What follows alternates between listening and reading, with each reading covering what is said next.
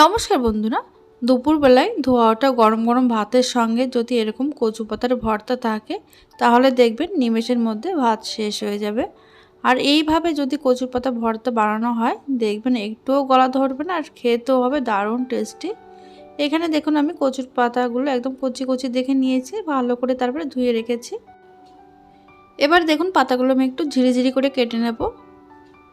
আপনারা চাইলে একটু বড় বড় করেও কেটে নিতে পারেন। এই পাতাগুলো সিদ্ধ হতে একদম কম সময় লাগে আর একদম মোমের মতন গলে যায়। দেখুন এখানে সবগুলো পাতা আমি একদম কুচি কুচি করে কেটে নিয়েছি। এবার এগুলোকে সিদ্ধ করে নেওয়ার জন্য কড়াইতে আমি দিয়ে দিচ্ছি সামান্য পরিমাণে জল। জলটা যখন এরকম জাল হতে শুরু করবে তখন এর মধ্যে কেটে রাখা পাতাগুলো দিয়ে দিলাম।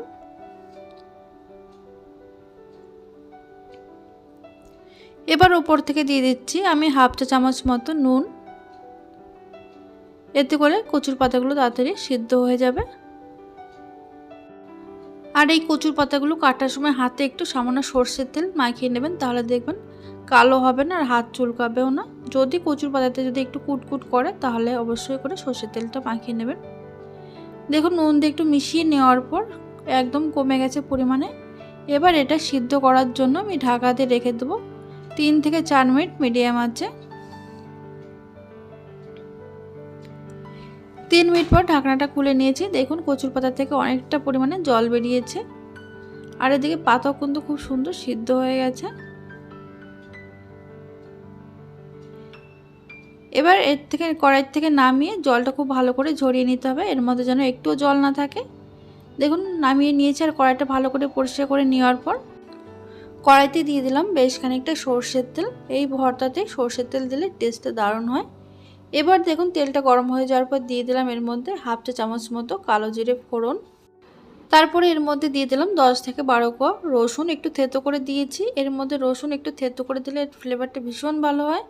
আর দিয়ে দিলাম 5 থেকে 6টা কাঁচা লঙ্কা।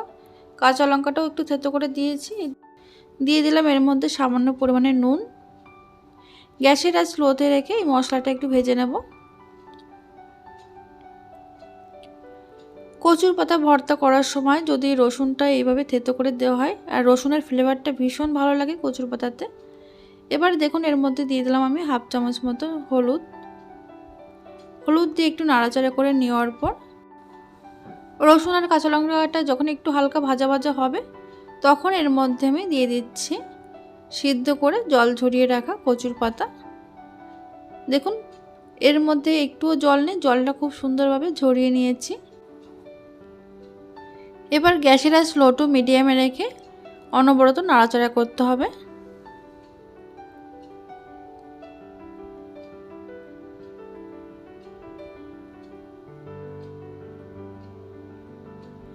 এক থেকে 2 মিনিট একটু নাড়াচাড়া করে নেওয়ার পর এবার এর মধ্যে দিয়ে দিচ্ছি আমি সামান্য পরিমাণে চিনি। চিনির পরিমাণটা একদমই কম দিতে হবে, তবে এর টেস্টটা ভালো লাগবে। বেশি চিনি দিলে বেশি মিষ্টি হলে আর খেতে অতটা ভালো লাগবে না, যেহেতু রসুনের পরিমাণটা এর মধ্যে বেশি রয়েছে। এইভাবে লো টু মিডিয়াম আছে 4 থেকে 5 মিনিট নাড়াচাড়া করে নেওয়ার পর দেখবেন খুব সহজে কড়াই থেকে উঠে আসছে, তখন বুঝে নিতে হবে এটা খুব সুন্দর তৈরি হয়ে গেছে।